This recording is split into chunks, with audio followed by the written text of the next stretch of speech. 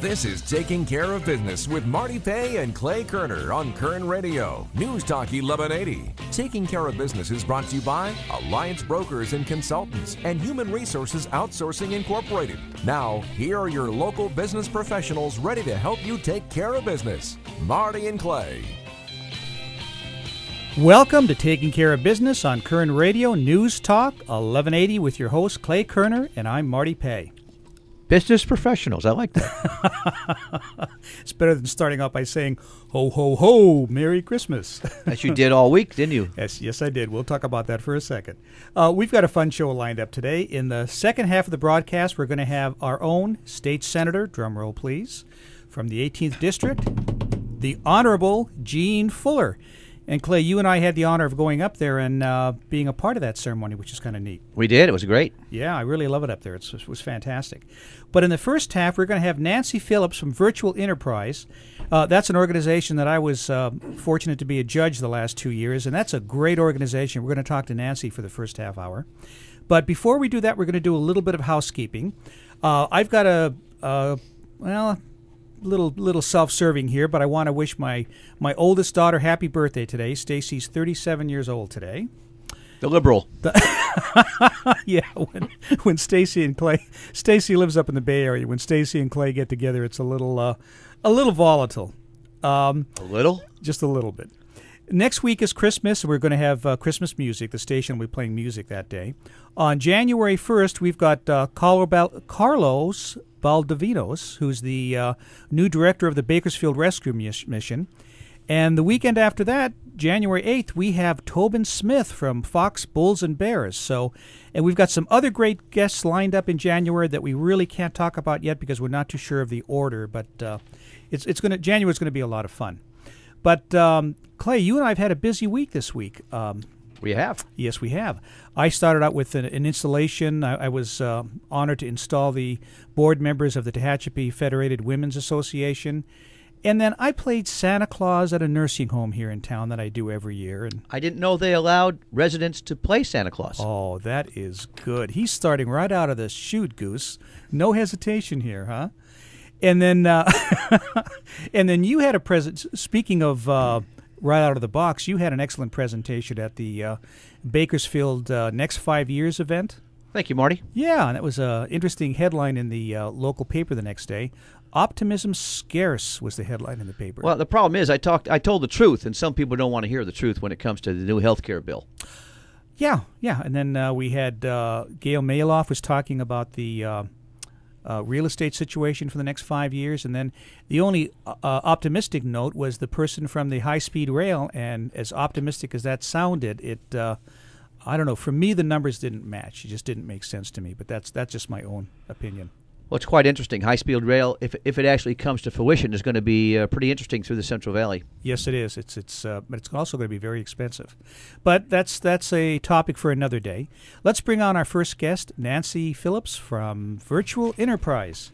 And Nancy, you got to get real close to that mic there. Okay. There I am.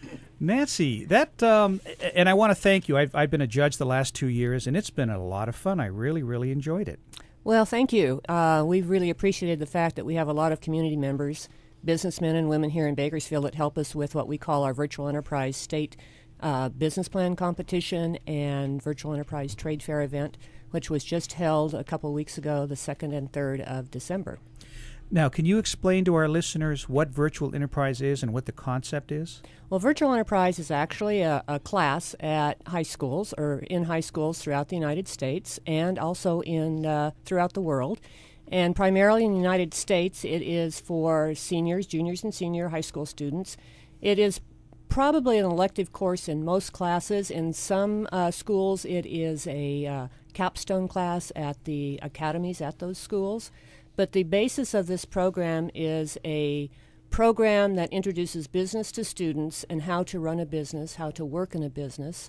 They are responsible for setting up their virtual business, which of course does not sell real products, but they have to choose a business, decide upon who the members, the employees, their employee job descriptions. They have to decide what kind of salary they will get. And then from there, they form a business with anywhere from 10 students In some classes, up to maybe 40 students in a class. Okay, and then you have local leaders such as myself. We actually judge the different presentations. They have to come up with a PowerPoint, so we have to judge the PowerPoint. Well, what they do is the first of the year, once they decide upon their business, then they have to create a business plan. And they also have to create marketing plans, employee manuals, catalogs, a website where other students in the program throughout the United States can order virtual products. They also have a big event later on in the springtime where they go to other trade fair events. So this is a preliminary state trade fair event in December. It gets all the kids ready to go to other events and compete in competitions. You know, nationally it appears that Bakersfield, California does extremely well. Yes, they do. At the state competition, we had this last year 27 companies involved in the business plan competition. And of those 27, then 5 are going to the finals in New York City in April of next year. And they will represent California at this big national business plan competition. And forever, there's been a Bakersfield or a Kern High School District school involved at the New York event. 1, 2, or even 3 schools have gone. Well, I think, and reading some of the material, in 2010, Centennial High School came in 3rd in the nation. Yes, they did, and the year before that they came in 3rd, and I think a couple years before that they came in 1st. And Bakersfield High Schools come in 1st in the nation. This was in 2009. When I was teaching the program and the first national business plan competition, I had 2 teams, and one of my teams came in 3rd in the nation, and the other team was in the top 6 finalists. So Bakersfield High School and Ridgeview and Centennial, Stockdale, they've all been involved in this at very high levels. We're talking to Nancy Phillips from Virtual Enterprise. Nancy, another question I had for you on that line as far as our local schools. Bakersfield High School last year did they come in 5th? Well, after 3rd place, there is no number given to the students. Okay. They were in the top 6 finalists, but after 3rd place, New York does not designate a 4th, 5th, or 6th place. Okay. Now, here locally, they're having to do like a PowerPoint presentation as well as the business plan to local businessmen who we pretend to be a New York banker. That's correct. What they need to do is they write a written business plan. That comes into our office, which is located at the Regional Occupational Center. They send those in. Then we have judges, local, primarily bankers, CPAs, judge the written plan.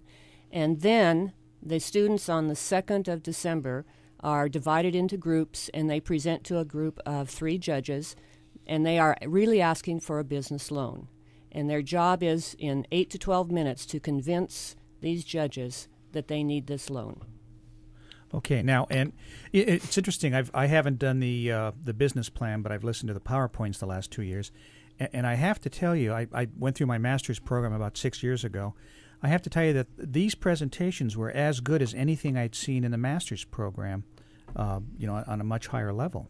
Well, it's fascinating to watch how these kids really develop and grow through this program in just the short couple months they've been in school. They really have, a lot of them have never stood in front of adults to speak to them with any great length of time. And to present this to an adult panel of businessmen who are primarily very financially astute, they do a fantastic job, and they really enjoy what they're doing, and it just gives them such a sense of completion to do this. We're going to break, but before we do break, let me ask you to give your website or whatever phone number you want to give in case anybody wants to get involved in this program next year. Okay, our website is just www.virtualenterprise.org, and my phone number is 396-4430 at the Regional Occupational Center. And we will be back in a moment on Kern Radio Newstalk 1180.